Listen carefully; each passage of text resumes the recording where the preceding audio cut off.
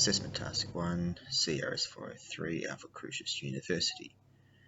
Inclusion in schools is of the highest importance. Having a disability should not rule anyone out of an education. That is the purpose of the Disability Discrimination Act of 1992.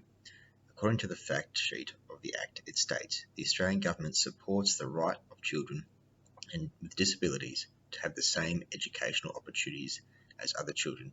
It also defines that it is unlawful in education to discriminate against someone with a disability through enrolling or studying in a course at a private or public school, college or university.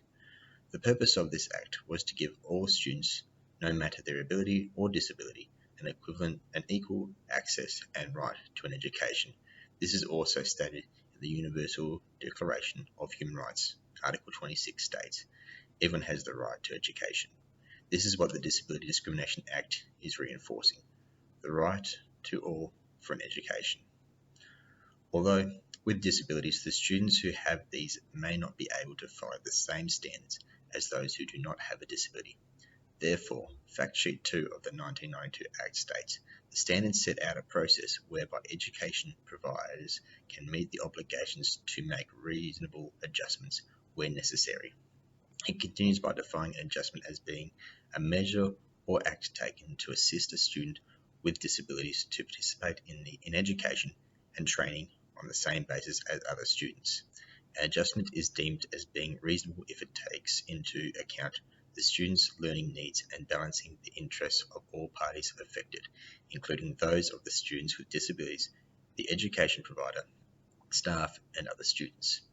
Therefore, to be a successful and great teacher, one needs to understand their students and their needs. When it comes to adjustments to any students, it is always important to know your students, their needs, and your subject content. In English, it is very important to know and understand your students and how they will handle the curriculum. We will be discussing three different students with three specific and special needs to aid them in their education. The first student in our class of grade 7s is Ethan. Ethan has a physical disability. He is deaf. The next student is Faith. Faith has dyslexia, resulting in difficulty when it comes to reading and writing. The last student is Kim. Kim has a specific social need. She suffers from a low form of anxiety. All three students have needs that must be met so that they may receive the education that is their right to receive and not be discriminated against. The first important part is to know your students. Let's start with Ethan. Ethan, while deaf, has bone anchor hearing aids that allow most sound to be heard.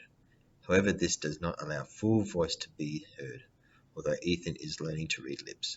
And also, thanks to the support of the state government here in Tasmania, has an interpreter that signs everything that is being taught and can translate between Ethan and the teacher if needed. He also has access to a pendulum that the teacher wears that sends the teacher's voice directly to his hearing aids. Ethan is willing to learn and have a go, but does get frustrated when there is an error in conversation understanding. Faith has a severe case of dyslexia, which causes her much struggle when it comes to her work with the written language. Being her English teacher comes with it a need of being alert and prepared to what the curriculum and classwork will have in store for her. She has an aid that helps her writing and reading, or she is learning to write beyond dot points. She is able to read plain black text when it is a dyslexia-friendly print, but any coloured font will immediately be unrecognisable to her. Kim's needs are mostly monitored by her. She sits in the class where she is comfortable, does not say much, but feels confident enough to ask the teacher a question when the other students are working. She's a quiet worker and knows when the environment is getting too much. What is important is to know her limits and not call on her in front of everyone. She does not have an aide, but feels safe and comfortable sitting with her two friends, Eve and Amber. The importance of understanding your students is expressed in the Australian Professional Standards for Teaching, the APST.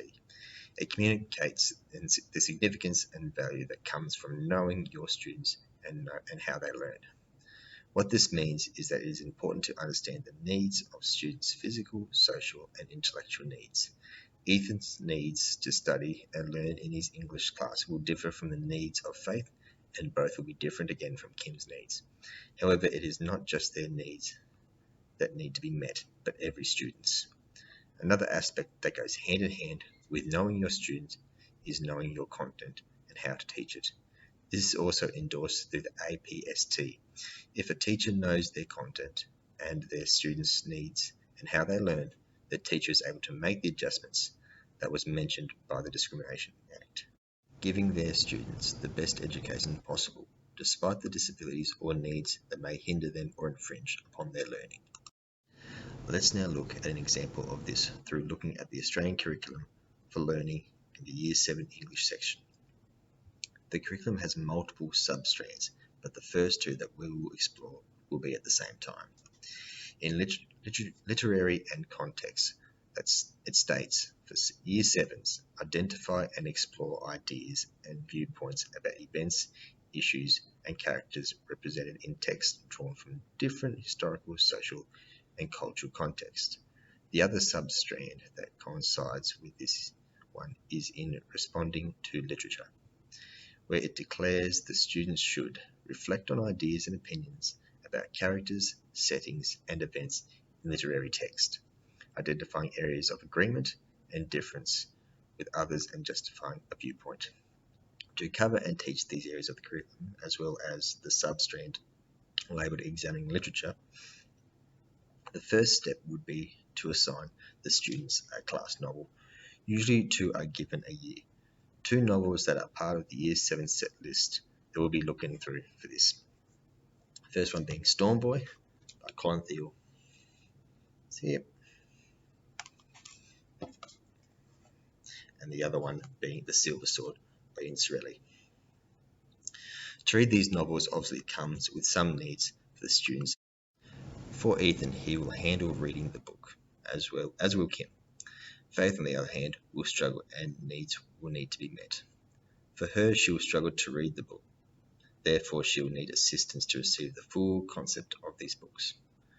Fortunately, there is plenty of aid support to help with these novels.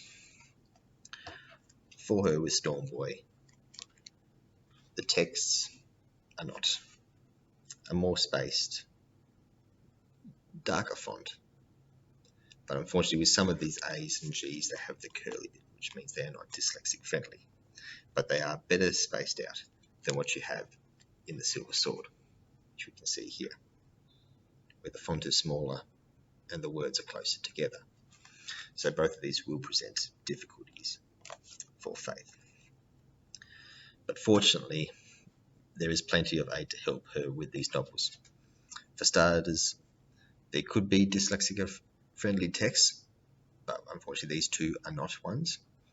There are audiobooks, you can get some from YouTube as well, and then there's the C-pen readers, which allow her to put the pen over the words and have them read them. These all will benefit and help her. While these may seem straightforward and easy when it comes to reading, the students will struggle if there is one slight change in the dynamic of the class reading. If the students were taking it in turns to read it out loud, that would drastically change than if they were just reading to themselves silently. Neither of the three students would cope with this style of reading. Ethan will struggle with his deafness and being able to converse across to his peers what he is reading. Kim would have an anxiety attack by putting herself in the spotlight of her fellow students, while Faith, as already discussed, needs help in reading to herself. Therefore, to assume and get all the students to read from the novel will not work, as it is not accommodating to those students' needs. So instead, it's best to focus on silent reading, or for you as the teacher to read to the class. Another substrand of the curriculum that has an aspect that would prove to be difficult to students with these needs would be interacting with others. In this strand, there is a component that states students are to plan, rehearse, and deliver presentations, selecting and sequencing appropriate content and multimodal elements to promote a point of view or enable a new way of seeing. For grade 7, a way of assessing and teaching this area would be through persuasive speeches. Students are to write a speech on a topic that they may choose from a list of options. After they have written this speech, they are to give an oral presentation to the class. The speech would also include other presentational devices like slides and pictures. This assessment presents a few issues to the 3 example students. Ethan will struggle to converse with the class orally. Faith will struggle with writing and reading her speech, while Kim will not be able to handle standing in front of the class and presenting her work. Through this assessment, certain adjustments will need to be met. For instance, Ethan will need to be able to sign and have his interpreter communicate his speech to the class, while Faith will not be able to write a full speech, but will be able, with aid support, to write dot points and read those in a smaller presentation of you and her TA. Kim is in a similar position to Faith. She will be able to write her speech and read it, but like Faith, will only be able to present it to her teacher in a one-on-one presentation, but can have her friends there if she would like the extra support. All of this should also be presented to the students as well, letting them know that they are not expected to go beyond what they are capable to achieve. Talking to them will also give the students the reassurance they are not being forgotten about, but are being understood. These 2 examples of meeting up with the criteria and the curriculum with the adjustments needed for students promotes the importance of the APST. They express the importance of teachers knowing the students and their content and subject, so that they may prepare and adjust if needed to support students of all needs and capabilities. Although there is one further aspect that truly helps the teacher in becoming a better teacher when supporting students with their needs.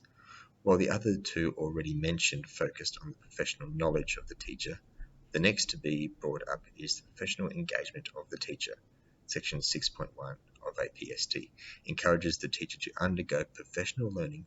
By doing this, the teacher will become more equipped and better prepared when it comes to accommodating the needs of all her students, or their students, both present and future. The best way to engage in professional learning is to seek the support and advice of those staff members and teachers in the student-supported learning area. They will have resources and knowledge to help all teachers out with many different needs of students. Other people to consult is the TAs, so the teaching assistants. They will be with the students, as some of them may have been with that particular student for many years.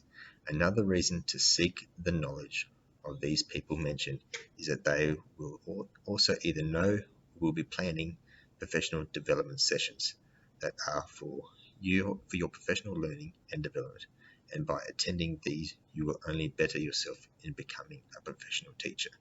So when it comes to teaching English to be inclusive to students of all needs, it is important to know your students and the subject, as this will help you adjust and accommodate your students and their needs in accordance with the curriculum, while also to engage in professional learning development, as this will aid and benefit you in becoming more prepared and equipped to help and support the needs of your students.